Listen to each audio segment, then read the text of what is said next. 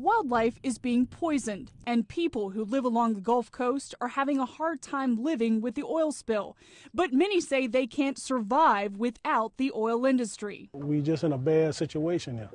You know, we do going round and round, and there's no way out. With all the talk surrounding the devastated fishing industry, it only accounts for 1% of Louisiana's economy. Tourism makes up 4%. The oil industry accounts for a whopping 16%.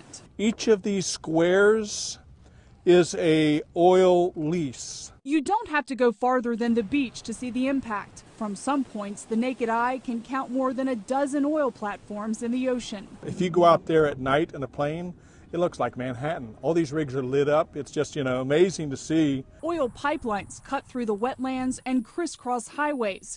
Nearly 5 million barrels of oil are produced in the U.S. each day. A quarter of that comes from deep water rigs in the Gulf of Mexico.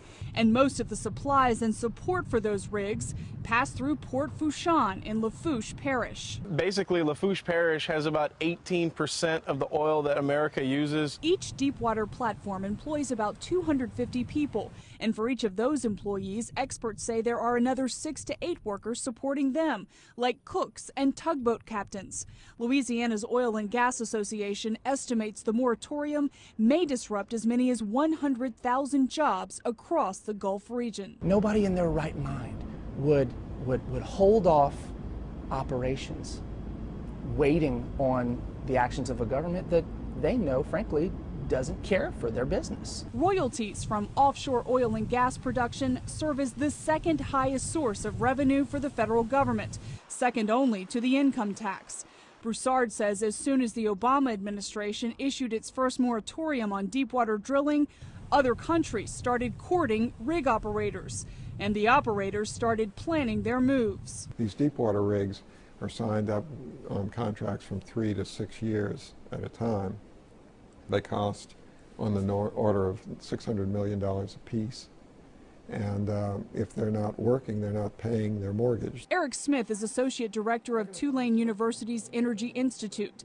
He and other industry experts say BP's bad business decisions don't represent the entire industry. It was the careless and reckless operation of one operator.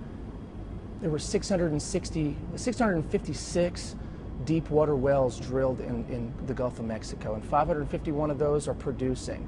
And before April 20th, 0 disasters, 0 major accidents. The real issue is one of human beings. How do you change a corporate culture, in this case with one company, to make sure they do play by the rules?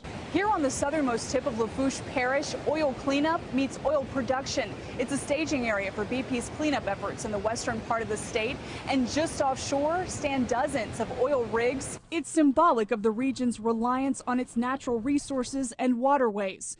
Just minutes from Port Fourchon, visitors to one of Louisiana's most popular coastal destinations are greeted by the message, "Jesus Christ reigns over Grand Isle." This time of year, the island is usually bustling. Now, there are only signs telling the region's dismal tale. Diminished property values. "I want my life back," read the signs. Seafood markets and restaurants are closed. One resident has transformed his yard into a cemetery, marking the death of the region's way of life. Down the road, Shelley Landry operates the supermarket her dad opened more than 30 years ago. The store has survived every hurricane.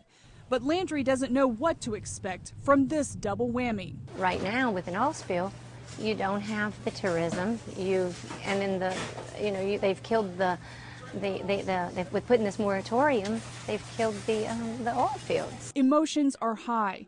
Environmentalists are mobilizing to push for clean energy. The Sierra Club has partnered with progressive Christian groups to spread the message. If you care about our country's foreign policy, if you care about the environment, if you care about the health of our economy, or if you care about human rights, then you care about the cost of our oil dependence. But an energy transformation will happen slowly. And until then, many Gulf Coast residents and business owners want the oil drills turned back on. Until, the rest of Americans start feeling it at the pump, I think they won't truly understand how much this port and how much Gulf oil production really means to them individually. For now, folks are simply doing the only thing they can. We're taking it day by day, week by week. But my daddy taught me to save for rainy days. I just wish it wouldn't be pouring as much as it is.